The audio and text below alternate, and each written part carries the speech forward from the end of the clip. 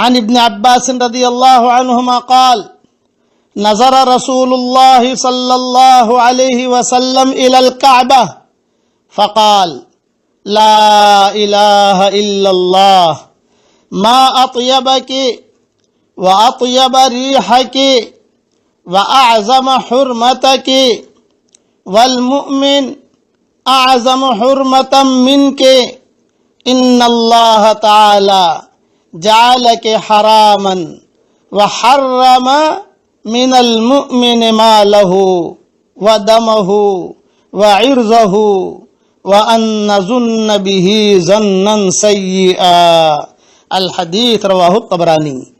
ترجمہ دھیان سے سنیے۔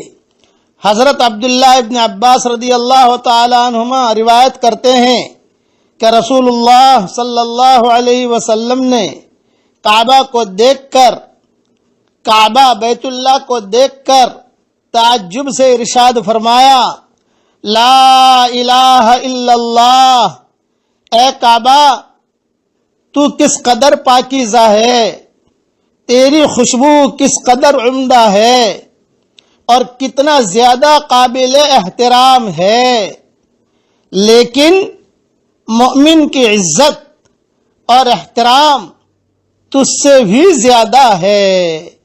اللہ تعالیٰ نے تجھ کو قابل احترام بنایا ہے اور اسی طرح مومن کے مال، خون اور عزت کو بھی قابل احترام بنایا ہے، اور اسی احترام کی وجہ سے اس بات کو بھی حرام قرار دیا ہے کہ ہم مومن کے بارے میں ذرا بھی بدگمانی کریں۔ یہ حدیث طبرانی میں ہے، زبردست حدیث ہے۔ مسلمانوں کے ساتھ بدگمانی نہ کریں، ان کو تکلیف نہ پہنچائے، اور خاص طور سے اپنی بیگموں کو تکلیف نہ پہنچائے، خاص طور سے اپنی بیویوں کو تکلیف نہ پہنچائے۔ کوئی معاملہ ہو جائے معافی صافی کر لیں، بیویوں کے ساتھ بدگمانی نہ کریں، ان پر ہاتھ نہ اٹھائیں، ان کو عزت کے ساتھ رکھیں، اور ہر مسلمان کا احترام ہو۔ میں پہلے بھی کہہ چکا ہوں کہ گنہگار مسلمان ہے تو اس کی ہم عزت کریں گے، گناہ کی عزت نہیں کریں گے، لیکن گنہگار کی ہم عزت کریں گے۔ کیوں؟ اس کی خاص وجہ دھیان میں رکھنا۔ گنہگار مسلمان کی عزت کیوں کریں گے؟ اس کی خاص وجہ یہ عام طور سے آپ کو سننے نہیں ملے گی، یہ وجہ کہ وہ گنہگار مسلمان وہ آدمی ہے جس کی سفارش قیامت کے میدان میں حضرت محمد صلی اللہ علیہ وسلم کریں گے۔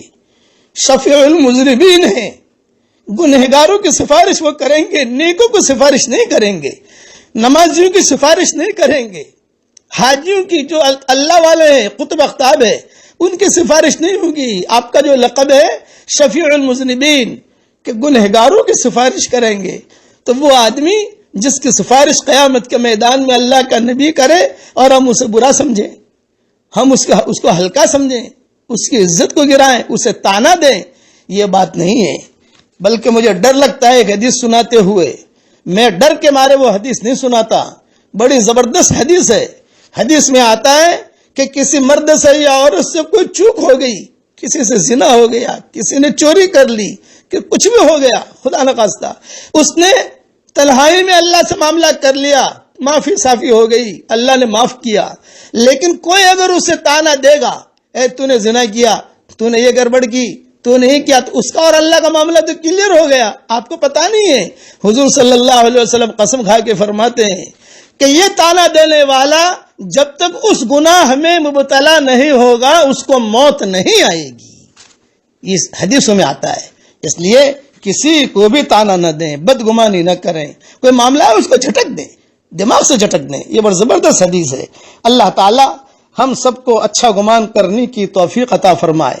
چلیے ایک مرتبہ آج جو ہے میری رائے یہ ہے، ایک قرآن پڑھنے کے برابر ثواب لے لیجئے، 3 مرتبہ سورہ اخلاص پڑھ لینا بھائی، اور 3 مرتبہ سورہ اخلاص پڑھ کر سارے مرحومین کو اس کا ثواب بھی پہنچا دو، تو آپ کے لیے بھی ایک قرآن ہو جائے گا، مرحومین کے لیے بھی ایک قرآن ہو جائے گا۔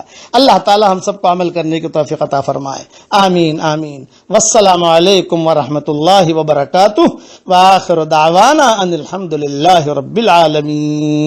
اللہم صلی علی محمد وعلی آل محمد كما صليت على إبراهيم وعلى آل إبراهيم إنك حميد مجيد اللهم لك الحمد كله ولك المن كله لك الشكر كله ولك الملك كله لك الخلق كله ولك الفضل كله وإليك يرجع الأمر كله وإليك يصعد الكلم الطيب كله. اللهم لك الحمد بالإسلام لك الحمد بالإيمان لك الحمد بالقرآن لك الحمد حتى ترضى لك الحمد إذا رضيت لك الحمد بعد الرضا. اللهم آت نفوسنا تقواها وزكها أنت خير من زكاها أنت وليها ومولاها. اللهم لا تردنا خائبين بل ردنا إلى ديننا ردا جميلا. اللهم مغفرتك أوسع من ذنوبنا ورحمتك أرجى عندنا من أعمالنا. اللهم اجعل القرآن العظيم ربيع قلوبنا ونور صدورنا وجلاء أحزاننا وذهاب همومنا وغمومنا وسائقنا وقائدنا إليك وإلى رضوانك وإلى جناتك جنات النعيم. اللهم إنك قلت في كلامك وقولك الحق ادعوني يستجب لكم فدعوناك يا ذا الجلال والإكرام. اللهم إنا نعوذ بك من زوال نعمتك وتحول عافيتك وفجاءة نقمتك ومن جميع سخطك برحمتك یا ارحم الراحمین. اے اللہ ہمارے گناہوں کو معاف فرما. اے اللہ ہماری خطاؤں سے درگزر فرما. اے اللہ پورے تالی پورا والوں کو قبول فرما. ان کے قرب و جوار والی بستیوں کو قبول فرما. جتنا مجمع آیا ہے ان سب کو قبول فرما.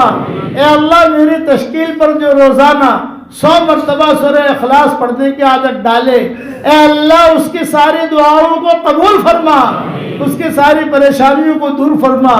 اور جس نے 5 لاکھ مرتبہ پڑھنے کا ارادہ کیا ہو, اے اللہ اس کو پورا کرنے کی توفیق عطا فرما.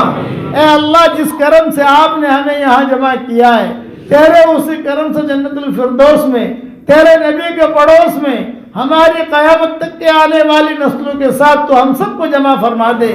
اے اللہ اگر آپ نے ہمارا نام سعید اور نیک بختوں میں لکھا ہو تو ہمارا نام انہیں میں لکھے رکھیو, اور اگر آپ نے ہمارا نام شقی اور بدبختوں میں لکھا ہو تو ہمارا نام ان کی فہرست سے مٹا دینا, اور نیک لوگوں کی فہرست میں ہمارا نام لکھ لینا. لکھنا بھی آپ کا کام ہے, مٹانا بھی آپ کا کام ہے, لوح و قلم بھی آپ کے پاس ہے.